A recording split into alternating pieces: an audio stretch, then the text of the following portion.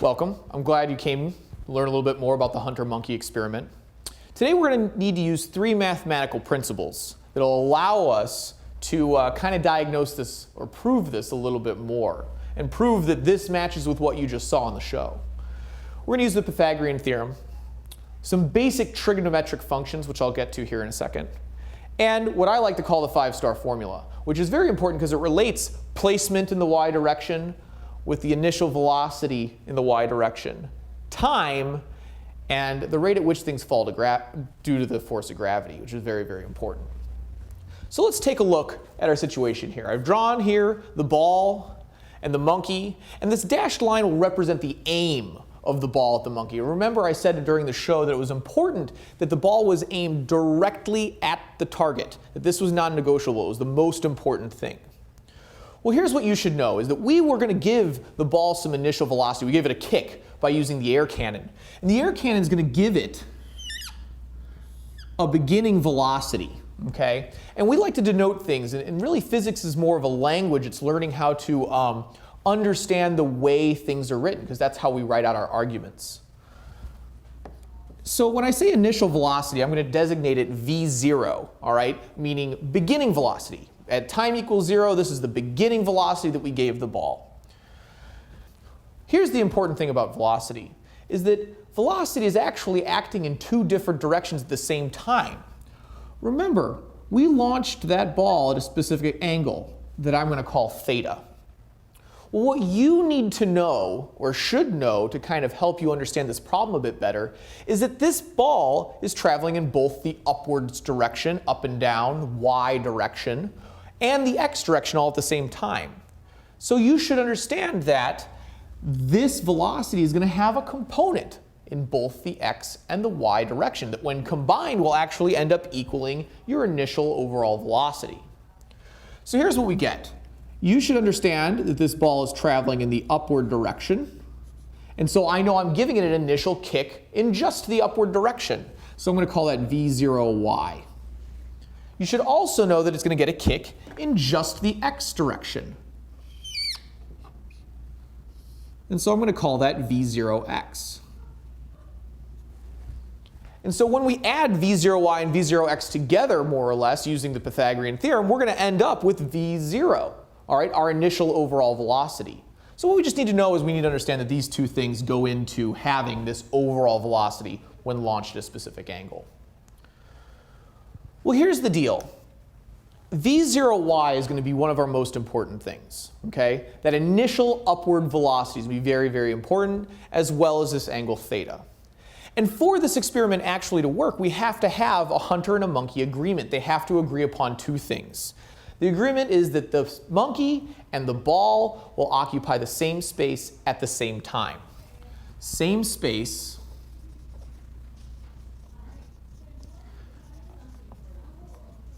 at the same time.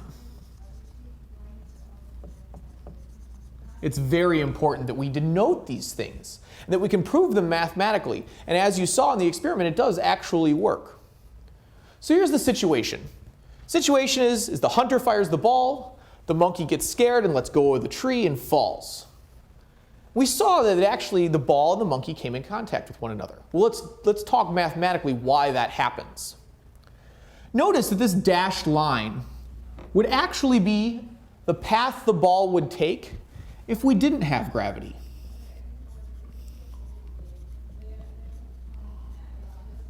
Okay, without gravity, that's the exact path the ball would take. And honestly, without gravity, if you think about it, if the monkey were to let go of the branch, scared or not scared, it wouldn't fall either because there is no gravity.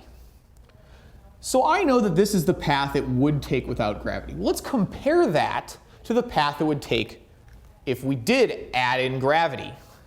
So here's the actual path of the ball.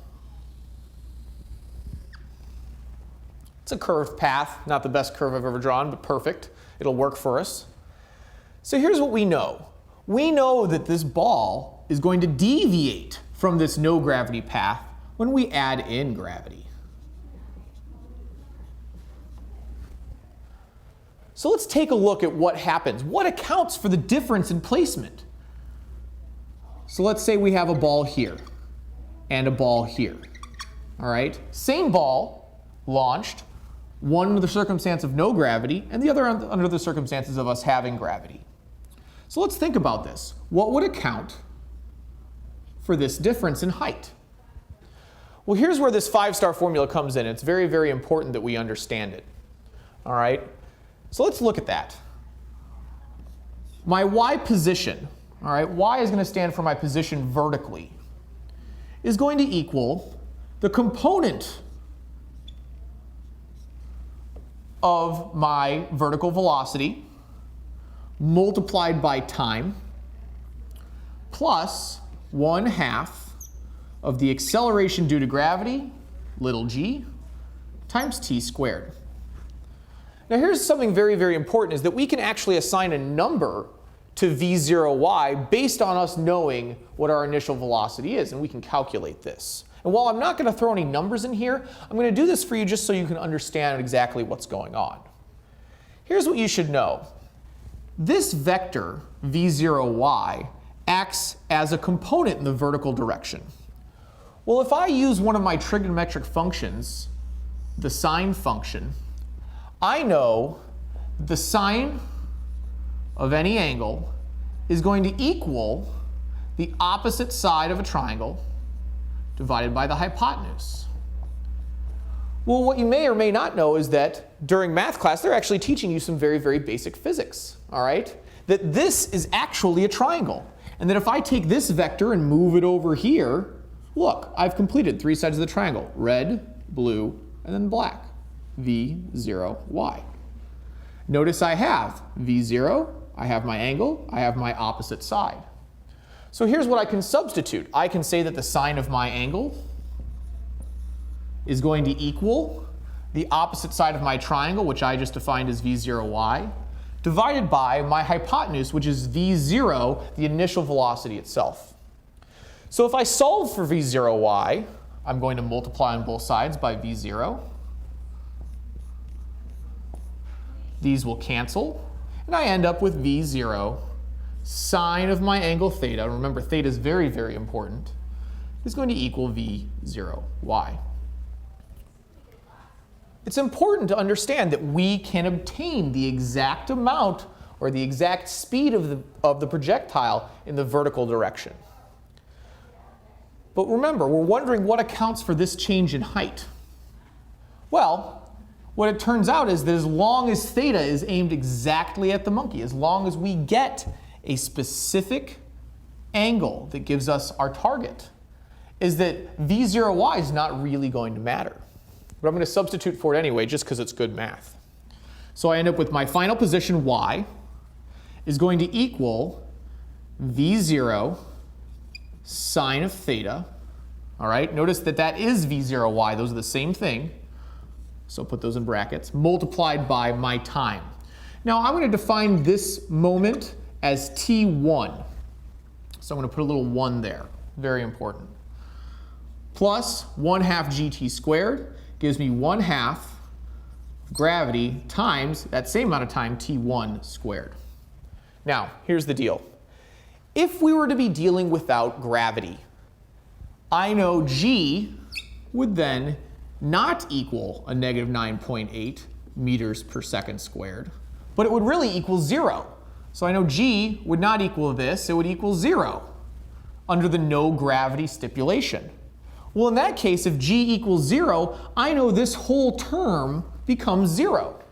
And therefore, the height off the ground from here to the ground is going to be totally and utterly based on my vertical velocity and how long it has to travel there. So all of a sudden, when I do add in gravity, when I use that negative 9.8, it's going to account for this drop in height. Remember, gravity is a pull force. It's going to pull this ball down at a certain specific rate, and that rate for Earth is 9.8 meters per second squared. So I know 1/2 gt squared is really going to account for the drop in height of that ball at that time equaling t1. Well, let's take a closer look to what happens when we contact the monkey. Let's say we go to time 2. Time 2, the ball would be right there contacting the monkey. But we know the monkey got scared and dropped its hands. Under the stipulation of no gravity, the monkey wouldn't move and the ball would continue along this path until it came into contact with the monkey. But we know they both fall, and that they're both falling at the same rate of 9.8 meters per second squared. So in reality, with gravity, I know the ball is going to follow this curved path. And in reality, I know that the monkey is going to fall.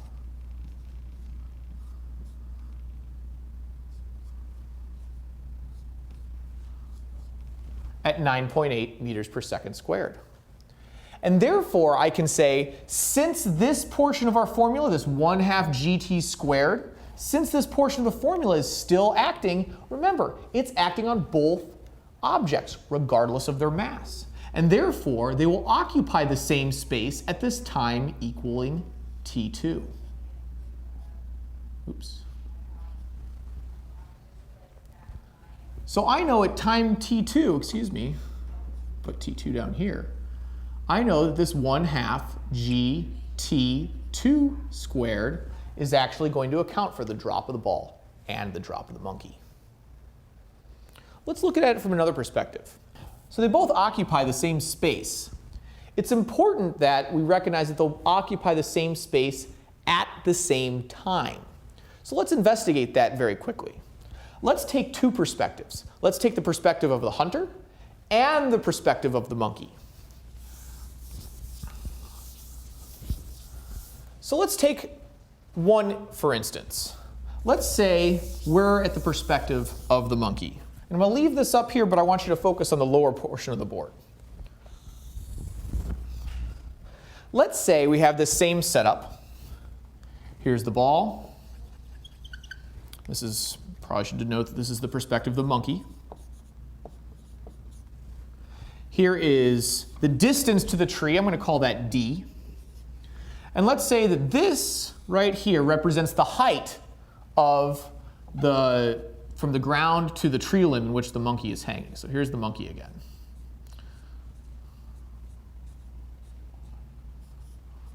Say that's the height. And I know that this is the path the ball would take without gravity. So let's say that I want to understand, hey, how long is it going to take this ball in the absence of gravity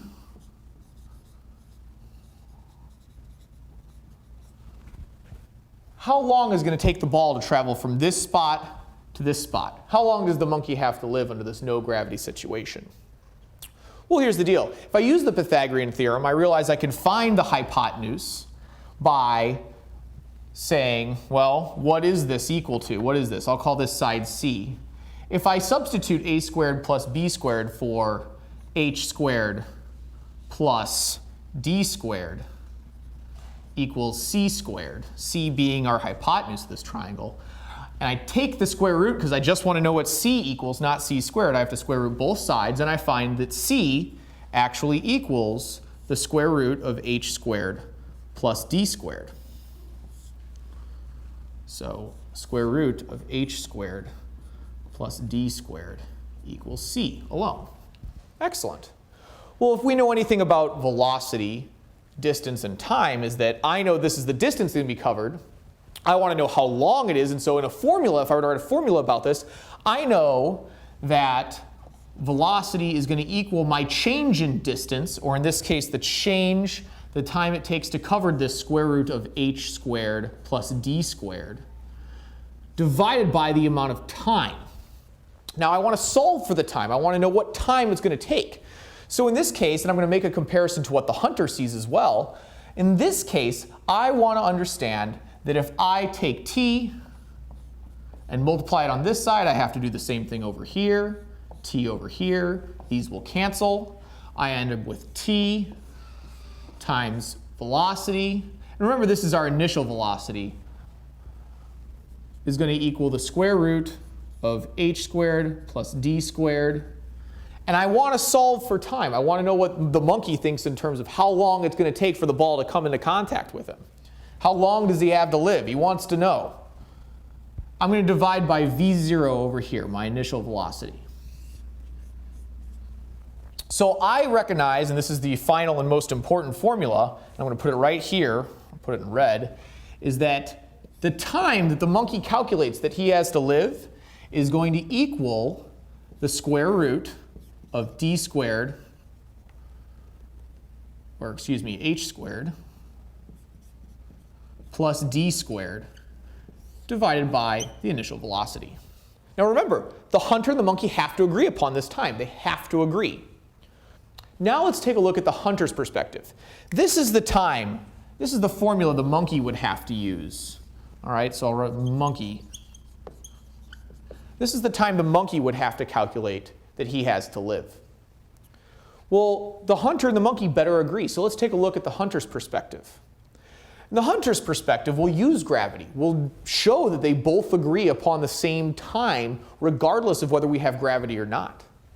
We're going to follow the blue path.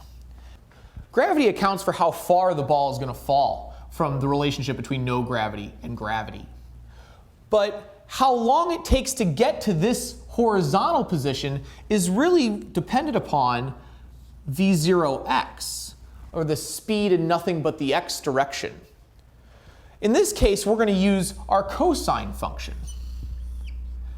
And we should recognize that if we're going to calculate how far this thing's going to travel, and more importantly, how long it takes to travel there, that we're going to need to use this right here.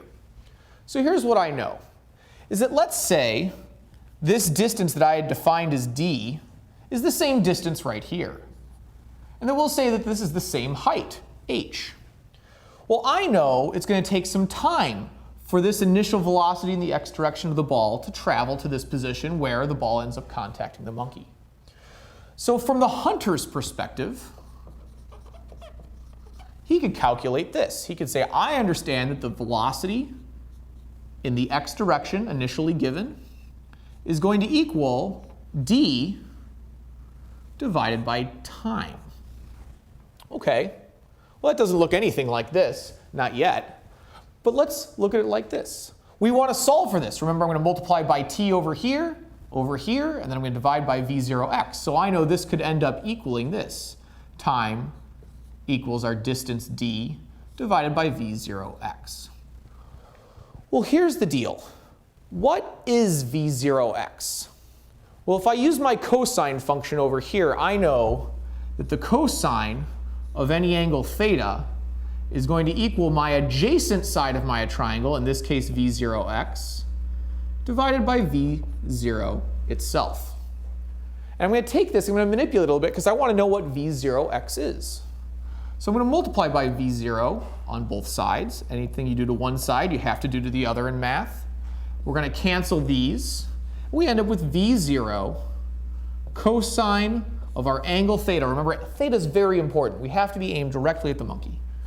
Is going to equal v0x.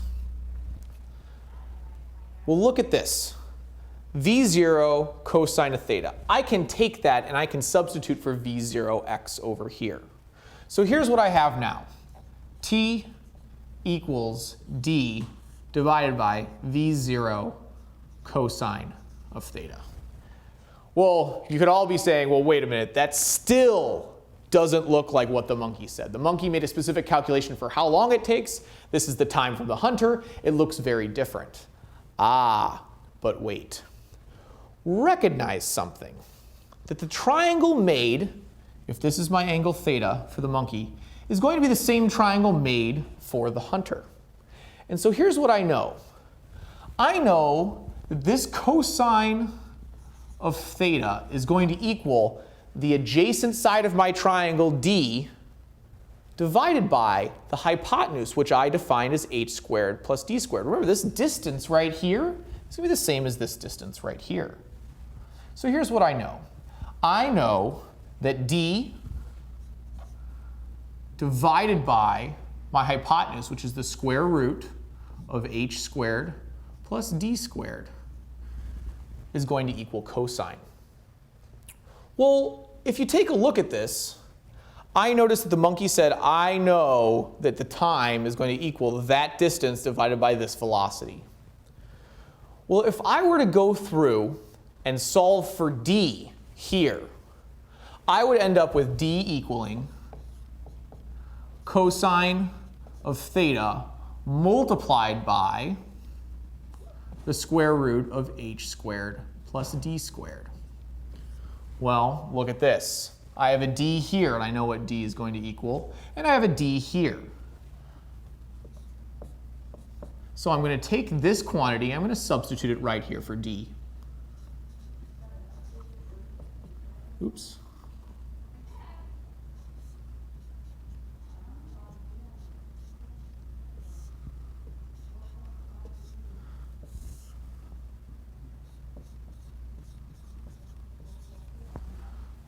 Anything divided by itself is 1.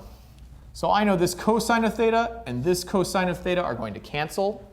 And notice this. We get time equals the square root of h squared plus d squared divided by our initial velocity.